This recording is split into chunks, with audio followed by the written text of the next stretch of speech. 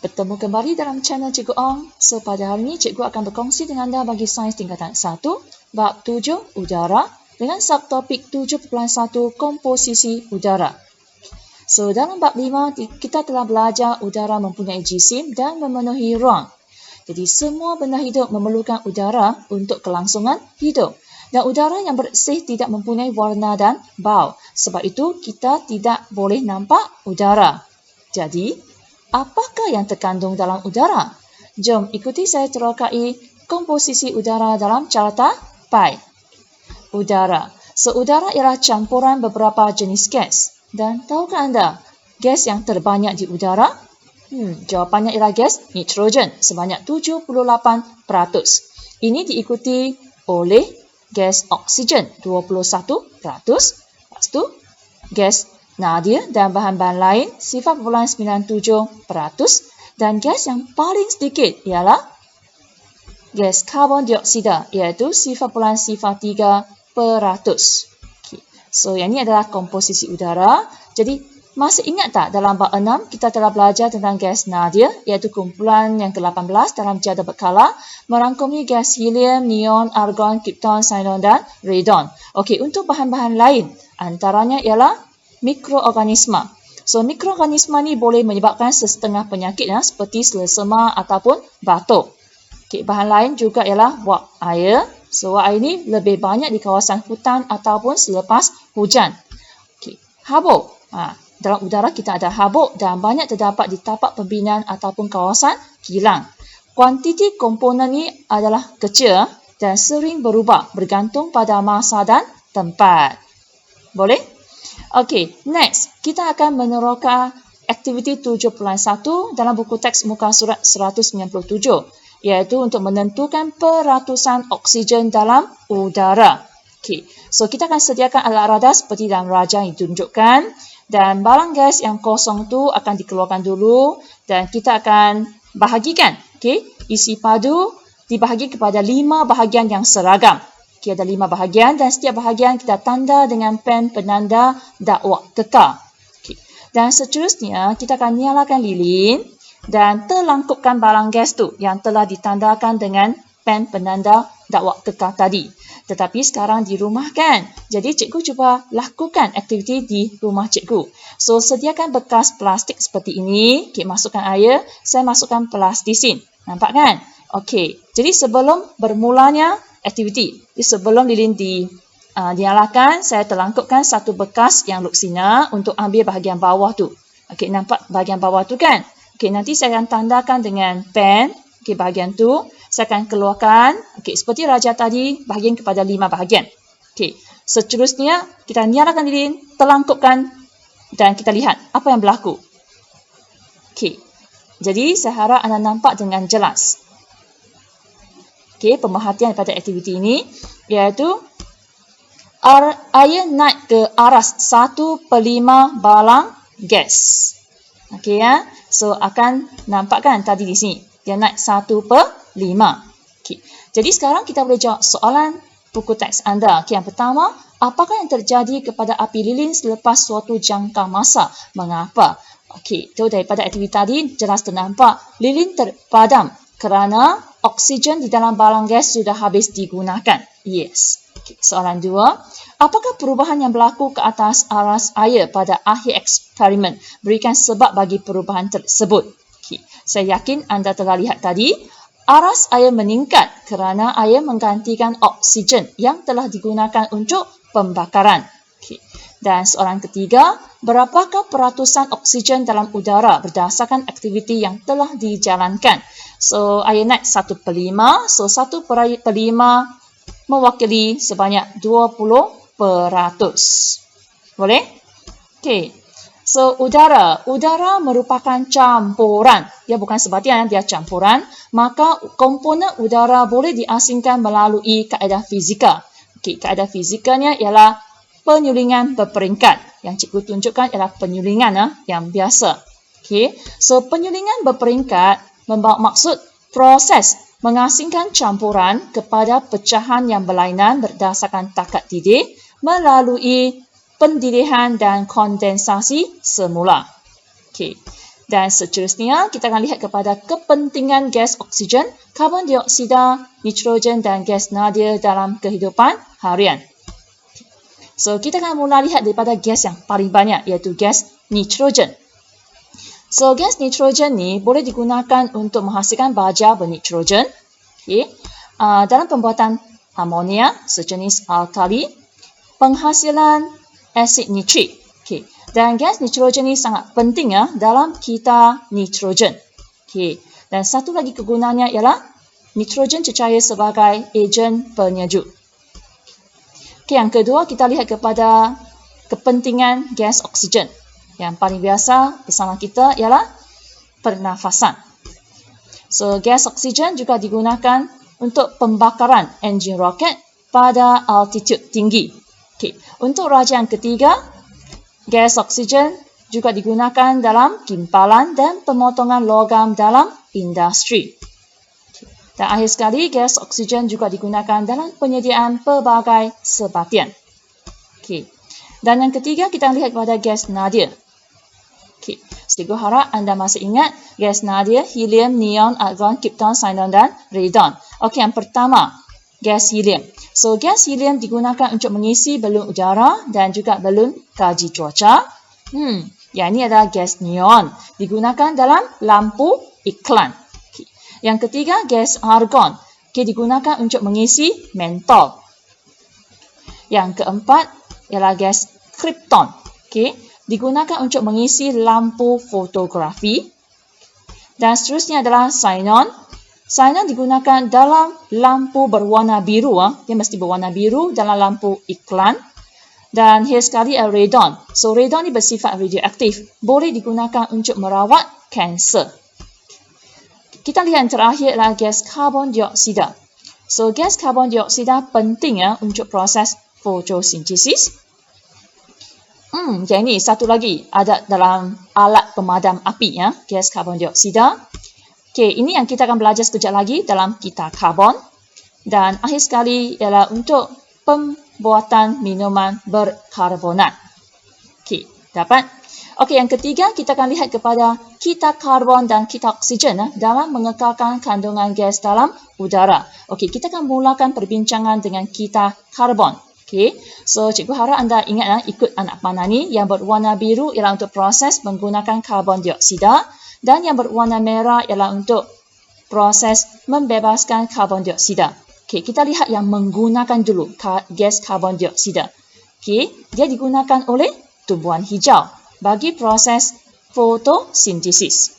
Dan tumbuhan hijau ni akan dimakan oleh haiwan. Okey. Haiwan dan tumbuhan hijau ni dia boleh membebaskan gas karbon dioksida melalui proses respirasi. Boleh? Dan selepas jangka masa haiwan dan tumbuhan hijau ni boleh mati kan? Jadi organisma yang mati. So, proses perebutan. Okey, proses perebutan juga adalah proses yang membebaskan gas karbon dioksida. Okey, organisma yang mati pula dalam tanah kan, dia akan membentuk bahan api fosil iaitu merangkumi petroleum, gas asli dan arang batu. Bahan api fosil ni boleh digunakan oleh kenderaan dan juga kilang. Dan proses seterusnya ialah proses pembakaran bahan api. Okey, proses ni juga membebaskan gas karbon dioksida. Okey, so yang ini merupakan satu kita karbon. Jadi, kita karbon ni merujuk kepada kitar yang mengekalkan kandungan karbon dioksida dalam udara dengan mengambil CO2, karbon dioksida dari udara iaitu proses fotosintesis dan juga mengembalikannya semula ke udara melalui proses respirasi, perebutan, pembakaran bahan api secara berterusan. Dapat? So, tumbuhan hijau menjalankan fotosintesis, dia perlukan gas karbon dioksida. Seterusnya, haiwan makan tumbuh-tumbuhan kan? Jadi, haiwan juga dapat unsur karbon. Okey, haiwan tumbuhan selepas tu mati. Okey, dia akan jadi organisma mati membentuk bahan api fosil. Jadi, bahan api fosil juga mengandungi karbon. Okey, dan satu lagi maklumat di sini ialah proses perebutan dilakukan oleh bakteria dan kulat dalam tanah. Boleh? Okey, next kita move kepada kita oksigen. Seperti tadi juga, yang anak panah warna biru ialah kita menggunakan oksigen. Yang warna merah ialah kita membebaskan oksigen. Okay. Kita akan lihat dulu yang warna biru, yang menggunakan oksigen. Okay. Jadi, siapa yang guna oksigen? Tumbuhan hijau dan juga haiwan. Okay, dia guna oksigen melalui proses respirasi. Dan proses seterusnya, apabila matikan, perebutan bahan kumuh dan organisma yang mati juga menggunakan oksigen membebaskan gas karbon dioksida. Okay. Selain respirasi dan perebutan, proses apa lagi yang menggunakan oksigen? Cuba fikir. Jadi, antara prosesnya adalah pembakaran. So, pembakaran ni dia gunakan oksigen, dia bebaskan gas karbon dioksida. Okay. Selain pembakaran, satu lagi proses yang menggunakan oksigen ialah proses pengaratan. Okay. So, semuanya respirasi, perebutan, pembakaran, pengaratan guna oksigen. Jadi, proses mana yang bebaskan oksigen? Hanya satu, iaitu fotosintesis. Dia gunakan gas karbon dioksida dan dia bebaskan gas oksigen. Okay. Maka, kita oksigen ialah kita yang melibatkan pengambilan oksigen daripada udara dan pengembalian oksigen semula ke udara secara berterusan. Okay. Satu maklumat tambah untuk anda bagi proses respirasi ialah proses respirasi ialah oleh tumbuhan melalui liang stoma, manakala proses respirasi oleh haiwan melalui organ pernafasan. Okay. Jadi, kita tak boleh nampak gas oksigen dan gas karbon dioksida. Jadi, satu soalan untuk uji minda untuk anda, apakah cara anda mengenal pasti gas oksigen dan gas karbon dioksida? Okey, so jawapannya ialah kita boleh buat ujian kayu uji berbara bagi oksigen dan ujian air kapur bagi karbon dioksida. Okay. So, setelah ini saya bincangkan karbon dioksida dulu. So, gas karbon dioksida ni bersifat asid. Dan sekiranya gas ini dimasukkan ke dalam air kapur, hasilnya ialah gas karbon dioksida akan mengeruhkan air kapur. Okay. Jadi, bila air kapur dimasukkan suatu gas, air kapur jadi keruh, artinya gas yang tadi masuk ialah gas karbon dioksida. Okey, next kita lihat kepada gas oksigen pula. Okey, ujian kayu uji berbara. Okay. Sebelum tu, cikgu ingin beritahu gas oksigen ini bersifat neutral. Okay. Apa yang kamu perhatikan ialah tong.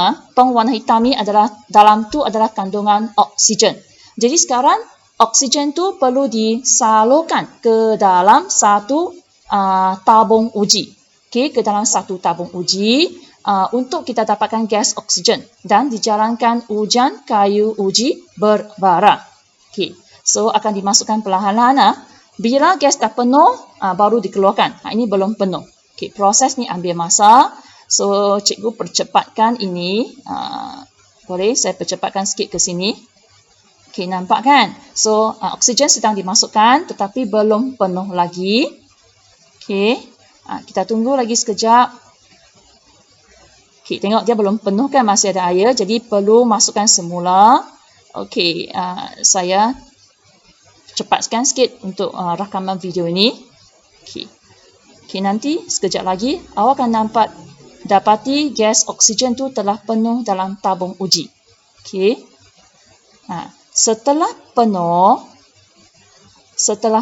akan ditutup dengan gabus. Sekarang dah penuh. Okay. Kita kena tutup dengan cepat supaya gas oksigen tu tidak terlepas ke udara. Dan seterusnya akan dijalankan ujian kayu uji berbara. Okay. So, ini kamu akan belajar tingkatan 2 nanti. Next, kita akan lihat kayu uji berbara. Sekarang kayu uji itu telah dinyalakan. Okay. Cuba anda perhatikan dan dia akan padamkan. Okay. Bila padam, yang kamu nampak sekarang adalah kayu uji berbara. Ini kita sebut kayu uji berbara. Masukkan ke dalam tabung uji yang berisi gas oksigen. Cuba anda perhatikan apa akan berlaku.